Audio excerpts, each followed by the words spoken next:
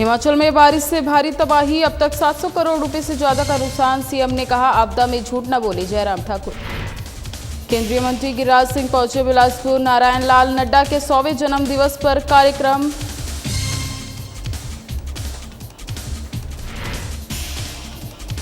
त्रासदी से 25 वर्ष पीछे चला गया सराज, नेता प्रतिपक्ष ने राज्य सरकार पर साधा निशाना, कहा राहत कार्यों में तेजी लाए सरकार। नेता प्रतिपक्ष जयराम ठाकुर ने किया प्रभावित क्षेत्र का दौरा, पीसी कर नेता प्रतिपक्ष ने साझा किया अपना दर्द। नेता प्रतिपक्ष जयराम ठाकुर के आरोप पर सीएम का पलटवार, फोन न उठाने वाले बयान पर किया पलटवार।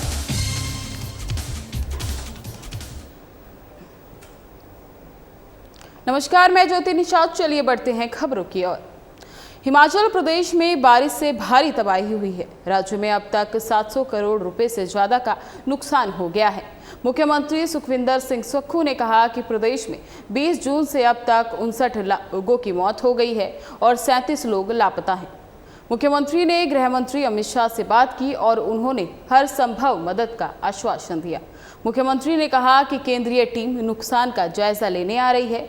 उन्होंने कहा एक साथ इतने ज्यादा बादल फटने की घटना चिंताजनक है और इसका अध्ययन किया जा रहा है। मुख्यमंत्री सुखविंदर सिंह सुक्खू ने बताया कि मौजूदा वक्त में 280 सड़कें बंद हैं, 332 स्थानों पर बिजली सेवा और 784 जगहों पर जल आपूर्ति बाधित है। हिमाचल प्रदेश सरकार आपदा प्रभावित की हर संभव मदद करेगी। चीफ मिनिस्टर साहब, टेक्निकल मिनिस्टर साहब और हमारे विधायक डिप्टी स्पीकर साहब, हम सब ने आपदा पर चर्चा की और चर्चा करने के बाद पूरी स्थिति का आकलन किया और हमने ये फैसला किया कि जो रिलीफ कैंप्स में हमारे लोग रह रहे हैं, जहाँ हमने रिलीफ शेल्टर बनाए हैं, उन परिवारों को अगर गांव में किराए का मकान मिलता है तो उन्हें 5,000 रुपया किराया हिमाचल प्रदेश की सरकार पर मंथ उपलब्ध करवाएगी। अगर वो सिराज में अभी के क्षेत्र में जहाँ भी नुकसान हुआ है, धर्मपुर के क्षेत्र में नुकसान हुआ है, साइंस क्षेत्र में नुकसान हुआ है, जहाँ भी बरसात से नुकसान हुआ है, वो अपने गांव के किसी पड़ोसी के घर में भी किराए में रहना चाहते हैं तो हिमाचल प्रदेश की सरकार उन्हें 5,000 रुपया उपलब्ध करवाएगी और खाने पीने के राशन के लिए भी सुविधा उपलब्ध करवाएगी। अभी तक बरसात में जब से बरसात शुरू हुई है तकरीबन 69 जो लोग हैं वो अपनी जान गंवा चुके हैं। 37 के करीब लोग हमारे मिसिंग है। 110 लोग जो अभी घायल हुए हैं और तकरीबन 700 करोड़ रुपए का नुकसान हो चुका है। सबसे ज्यादा नुकसान जो हुआ है वो सड़कों के रूप में हुआ है, पानी की पीने की पानी की योजनाओं के रूप में हुआ है, बिजली के पावर प्रोजेक्ट्स में हुआ है, बिजली के जो तारे थी, खंबे थे, उजड़ गए हैं, उसका बहुत अधिक नुकसान हुआ है। तो मेरा ये मानना है कि अभी मॉनसून की शुरुआत में ही ऐसा कहर हिमाचल प्रदेश में ढहा है कि हिमाचल प्रदेश को इस आपदा का सामना करने के लिए आज मेरी देश के गृह मंत्री जी से भी बात हुई और उन्होंने हमें पूरी आश्वासन दिया है और गृह मंत्री ने कहा कि हमारी तरफ से आपको, माननीय श्री अमित शाह जी ने कहा कि हम आपको पूरी सहायता उपलब्ध करवाएंगे। वो आज केंद्रीय टीम भी नुकसान का जायजा लेने के लिए आ रही है। बिहार में आगामी समय में एक बार फिर एनडीए की ही सरकार बनेगी। जो लोग समाज को बांटने का कार्य करते हैं उन्हें बिहार की जागरूक जनता पहले ही दुत्कार चुकी है। ये बात केंद्रीय मंत्री गिरिराज सिंह ने वीरवार को विजयपुर में पत्रकारों से बात करते हुए कही। गिरिराज सिंह ने ये बीजेपी के राष्ट्रीय अध्यक्ष जगत प्रकाश नड्डा के पिता नारायण लाल नड्डा के 100वें जन्म दिवस के उपलक्ष्य में आयोजित समारोह में शिरकत करने पहुंचे थे। उन्होंने कहा कि नारायण लाल नड्डा का जन्म स्थान भले ही हिमाचल प्रदेश का विजयपुर हो, लेकिन उनकी कर्मभूमि बिहार ही है। उन्होंने कहा कि समाज को संस्कार, संस्कृति और अनुशासन का मार्ग उन्होंने ही दिखाया और इसमें बिहार की मिट्टी, वहाँ की संस्कृति और मूल्यों का महत्वपूर्ण योगदान रहा है। उन्होंने ये भी कहा कि नारायण लाल नड्डा के सभी बच्चे आज विभिन्न क्षेत्रों में उच्च पदों पर आसीन हैं, जो उनके आदर्शों, सादगी और अनुशासन का प्रतिफल है। समारोह में बड़ी संख्या में स्थानीय नागरिक, गणमान्य व्यक्ति और बीजेपी कार्यकर्ता मौजूद रहे।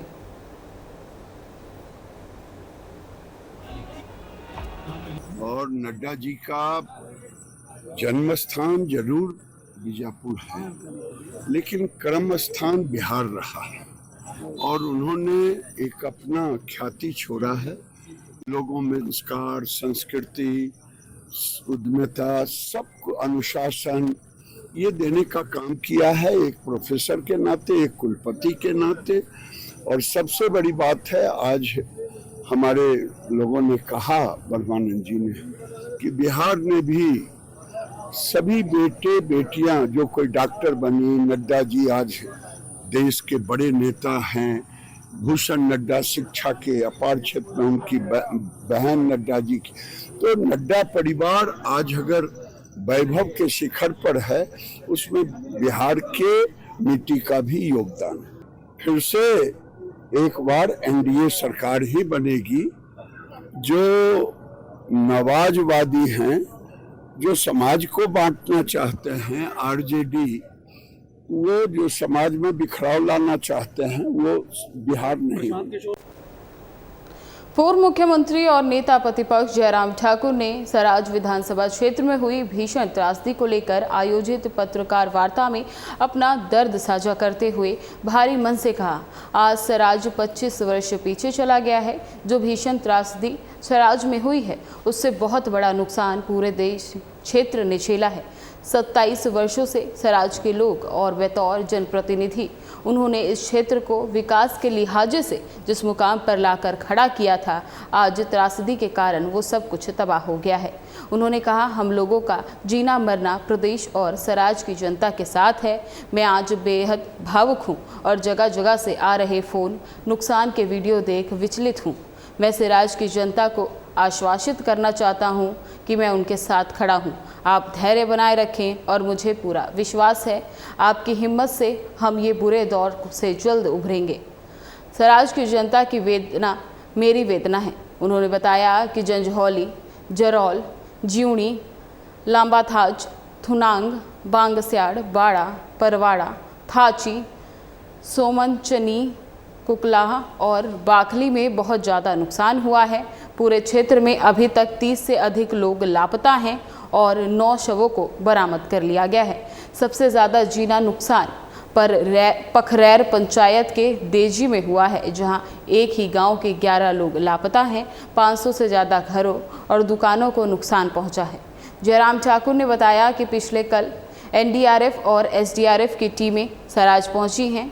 खुद सीएम भी हेलीकॉप्टर के माध्यम से हवाई संरक्षण करने के बाद रणगुण में उतरे थे और वहां लोगों से मिलकर राशन भी वितरित किया था। लेकिन जो राहत कार्य सरकार और प्रशासन द्वारा चलाए जा रहे हैं, वो पर्याप्त नहीं है। जिस तरह से कार्य किया जा रहा है, उससे तो सारी स्थितियां सामान्य होने में ही 2 से 3 महीने का समय लग जाएगा। सरकार और प्रशासन को इसे गंभीरता से देखने की ज़रूरत है। मशीनों की संख्या बढ़ाई जाए और यहाँ बड़ी मशीनें तैनात की जाएं। पत्रकारों द्वारा पूछे गए सवालों के जवाब में उन्होंने कहा कि मैंने आज सुबह उन्हें 6 बार फ़ोन किया, लेकिन उन्होंने नहीं उठाया। उनके ऑफिस किया तो बताया कि साहब ऊपर हैं, वहाँ लाइन जोड़ने को मना करते हैं। आप समझ सकते हैं कि मुख्यमंत्री कितने संवेदनशील हैं। उन्होंने सरकार को चिताया कि अभी वे ज़्यादा कुछ नहीं कह रहे हैं और सरकार के राहत कार्य के हालात देख रहे हैं। उन्होंने केंद्र सरकार द्वारा भेजी जा रही मदद के लिए केंद्र का आभार जताया। उन्होंने कहा, एनडीआरएफ पहुंच चुकी है, सर्च अभियान शुरू हो चुका है, केंद्र से हेलीकॉप्टर भी आ चुके हैं, लेकिन मुख्यमंत्री से आग्रह है कि मैं अपनी मीडिया टीम इसमें घुमाने के बजाय राशन और जरूरी सामान उन्हें वितरित करने दें।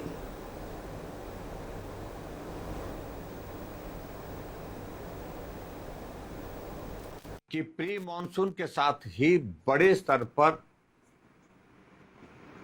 जान माल का नुकसान हुआ है। सराज विधानसभा क्षेत्र के अंतर्गत मुझे इस बात को लेकर के मैं बहुत विचलित भी हूं, बहुत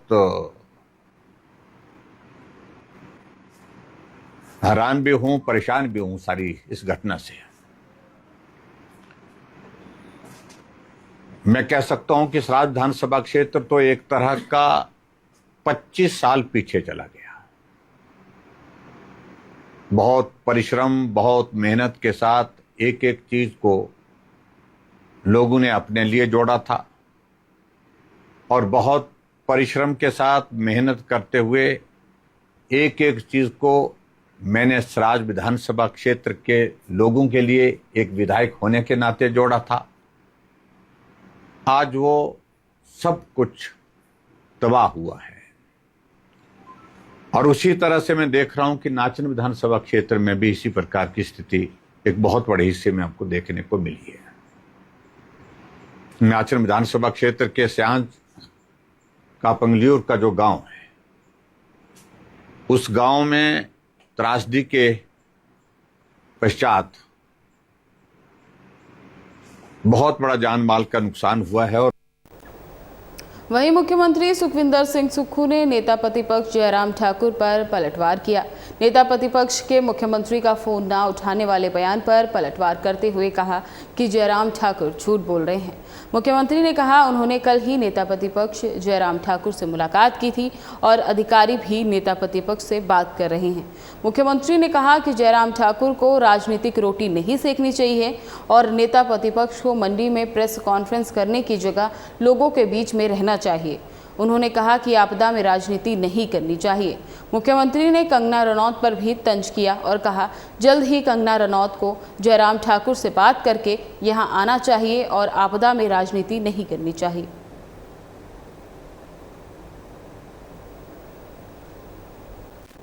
कंगना रनौत जी जल्दी जयराम जी से बात करिए, उनको बहुत गुस्सा आ रहा है और सच्चाई उतारे है। और माननीय मुख्यमंत्री जी ने बताया, कल मेरी डीसी से बात हुई, जो रोपवे चल रहा है उसमें कोई पैसा वहां से आने वाले और सामान ढोने के लिए नहीं लिया जा रहा है। सभी ईएनसी वहां बैठा हुआ है, आपके सब अधिकारी वहां बैठे हुए। इस समय राजनीति नहीं करनी चाहिए उन्हें। दोनों और दो आईपीएच पीडब्ल्यूडी ईएनसी बैठे हैं, जो टेक्निकल लोग हैं वो बैठे हैं, हमारे मंत्री वहां जा रहे हैं। तो आज सब लोग हम सब कार्य कर रहे हैं। आज हम एक मंत्री और वहां जाएंगे और मैं खुद यहाँ से सवेरे मैंने खुद कहा है, इस समय राजनीति का समय नहीं है। मैं माननीय पूर्व मुख्यमंत्री जी सत्ता में रहे हैं और सत्ता में रह के इस समय सिर्फ सेवा करने का समय है। आप जंजैली में जो इतना अधिक नुकसान हुआ, उन लोगों के दुख बांटने का समय है, मरहम लगाने का समय है, जो जितना हो सकता उतना योगदान करने का समय है। इस समय में कोई राजनीतिक बात नहीं करूंगा। और आप जानते हैं कि मैं तो उनके विधानसभा क्षेत्र में जंजैली में उससे पहले पहुंच गया, लेकिन नहीं जा सका। अभी जाऊंगा मैं। करसोग में बेचारा इतना दुर्घटनाएं हुई है, सब जगह हम जाएंगे, सब जगह हम रात में जाएंगे। करसोग में रहने वाले लोग भी जो किसी रिहेबिलिटेशन सेंटर में रह रहे हैं, उनको भी 5,000 रुपया प्रति परिवार किराए के रूप में पहली स्टेज पर दिया जाएगा। ये मैं कहना चाहता हूँ। सेब पर आयात शुल्क कम होने की चर्चाओं के बीच केंद्र सरकार ने विदेशी सेब पर न्यूनतम आयात मूल्य को 50 से बढ़ाकर 80 रुपये कर दिया है, जिससे घरेलू सेब उत्पादकों को बड़ी राहत मिली है।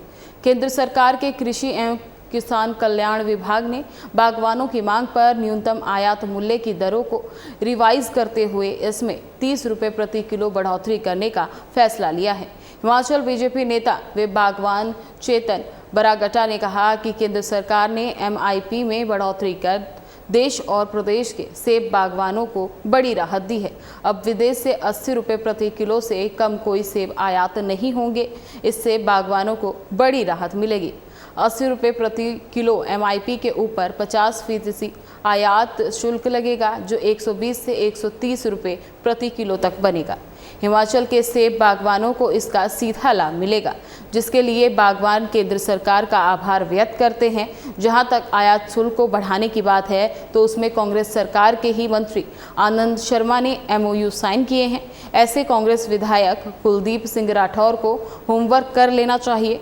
एमआईपी में बढ़ोतरी होने से आयात शुल्क की चिंता खत्म हो गई है। हिमाचल प्रदेश के साथ साथ उत्तराखंड, जम्मू कश्मीर, जितने भी एप्पल ग्रोइंग एरिया है, जितने भी सेब उत्पादक है, उनके लिए एक बहुत ही ज़बरदस्त और बहुत ही सुखद समाचार मोदी सरकार ने जो है वो किया है, और मैं दिल की गहराई से मोदी जी का बहुत बहुत धन्यवाद करना चाहता हूँ। 15 मई को एक डेलीगेशन में हम लोग कुछ लोग जब शीर्ष नेतृत्व से चर्चा करी, उसके बाद हम दिल्ली गए और जो वहाँ के भारत सरकार के जो कॉमर्स मिनिस्टर है हमारे पीयूष गोयल जी, उनके साथ इस डेलीगेशन ने हम लोग मिले, और उसमें जो फॉरेन ट्रेड के ऑफिशियल्स थे, अपीडा के ऑफिशियल्स थे, एग्रीकल्चर मिनिस्ट्री के ऑफिशियल्स थे, सेक्रेटरी लेवल के, उनके साथ हमारा लगभग 1 घंटे की मीटिंग हुई।